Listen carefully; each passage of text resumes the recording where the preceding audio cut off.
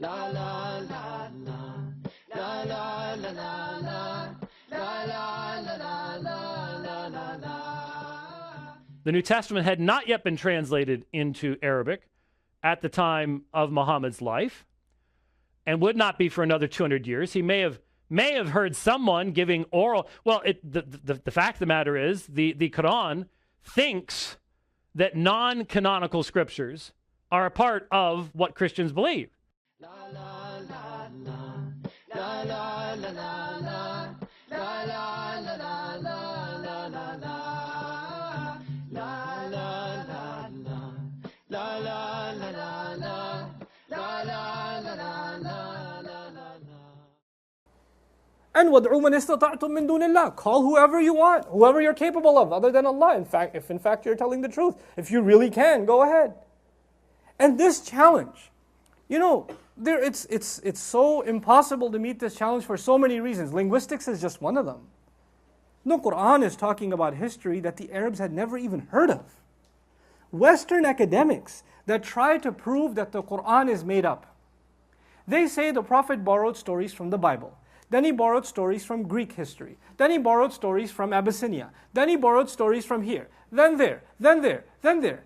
And by the time they're done telling you how many places he borrowed from, you're like, how much did the Prophet travel?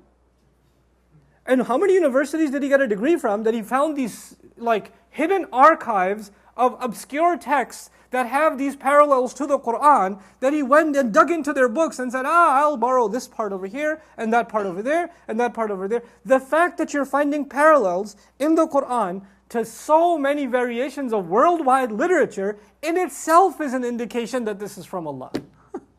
In and of itself, this can't be from a man in the desert, sallallahu alaihi wasallam, who has access to the best of the knowledge of the time.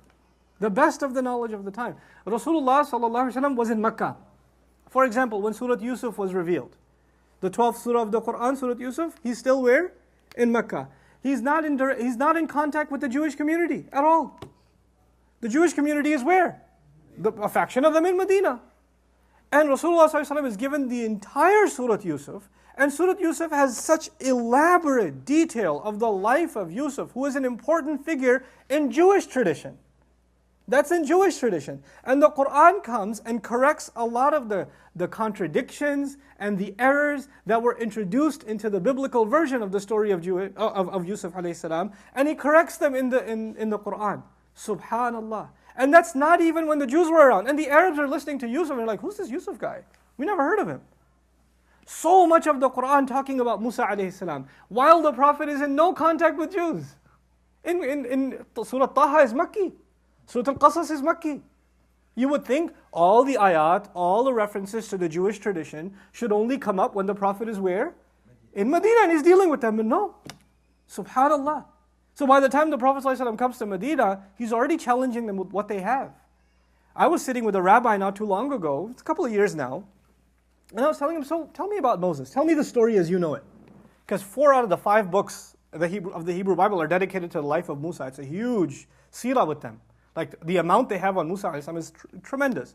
So how does Revelation begin for him? Well, he was traveling and he saw a fire. I was like, was he alone? No, he was with his sheep. I was like, no, he wasn't with his sheep. He was with his family. What are you talking about?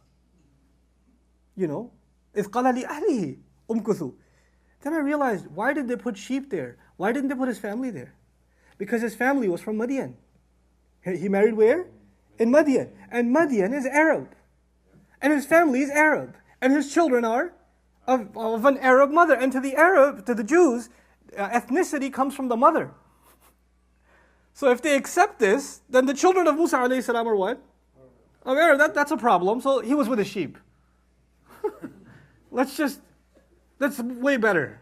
And then he went and he got revelation. Subhanallah.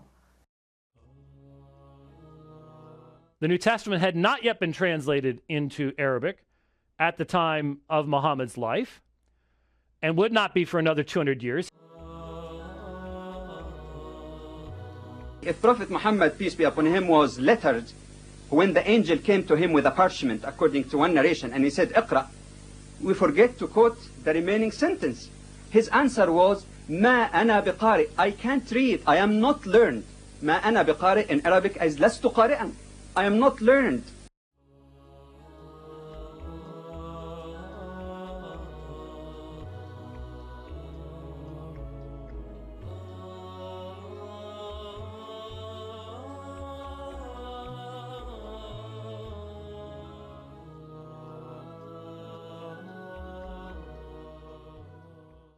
His answer was, ما أنا بقارئ. I can't read. I am not learned.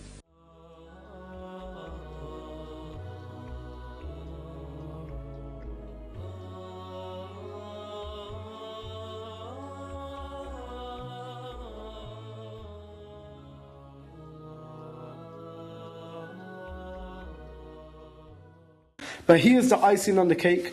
وما كنت تتلو من قبله من كتاب ولا تخطه بيمينك إذا لارتاب المبطلون. It says, addressing Prophet Muhammad in public, and the unbelievers heard it and never objected and said this is not accurate. It says, you Muhammad never read a book before it, that's before the revelation of the Qur'an, or wrote it with your hand. Then those promoters of falsehood would have reason to doubt.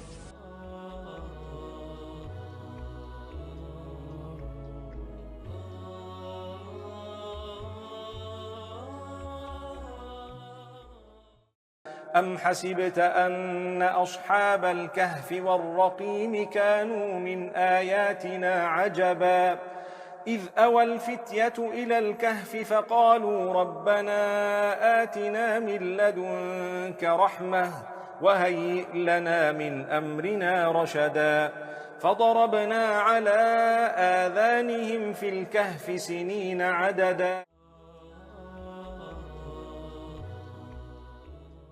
There is no dispute among scholars, Muslims or non-Muslims, that the age of the Prophet was the epic of eloquency of the Arabic language. It was their basic profession. And that's why Allah challenged them with the Qur'an. Just as He challenged the Egyptian with their magical power with the work of Prophet Musa alayhi salam. Every prophet has a miracle that's suited to his time. This was the top of eloquence of the Arabic language. They prided themselves of being so eloquent. They prided themselves on being the masters and literally knowledgeable people about the Arabic language. And here is a man who was not known to read or write, who comes up with something like that, that has really amazed them and stunned them.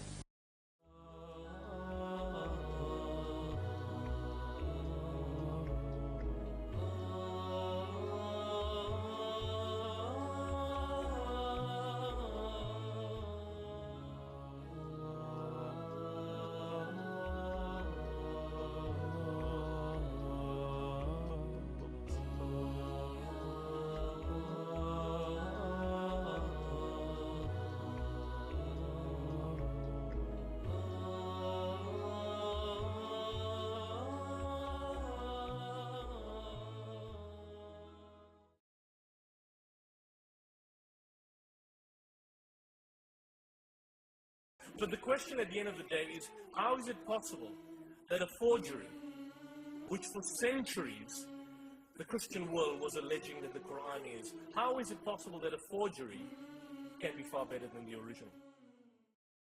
لقد كان في قصصهم عبرة لأولي الألباب ما كان حديثا يفترى ولكن تصديق الذي بين يديه وتفصيل كل شيء وهدى ورحمة لقوم يؤمنون.